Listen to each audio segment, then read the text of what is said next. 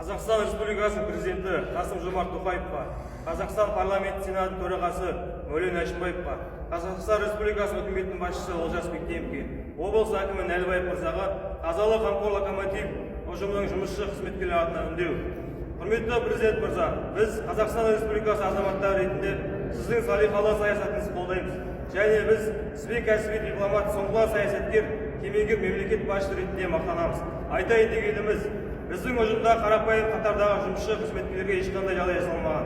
Ұжымды бір адам бірнеше жыл басқарғандықтан, яғни автократиялық бюрократия қалыптасып қалғандықтан өз талабымызды, ұсыныс пікірімізді де айта алмаймыз.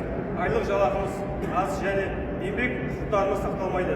Сондықтан, құрметті президент мырза, құрметті ел ағалары, ұжым басшысымен ешқандай да бас араздығымыз жоқ.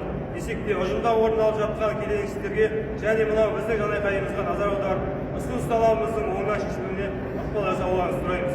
Қызылорда облысы Қазалы ауданы қамқор локомотив депо ұжымының бір топ жұмысшылары. Қолдаймыз ба? Қолдаймыз!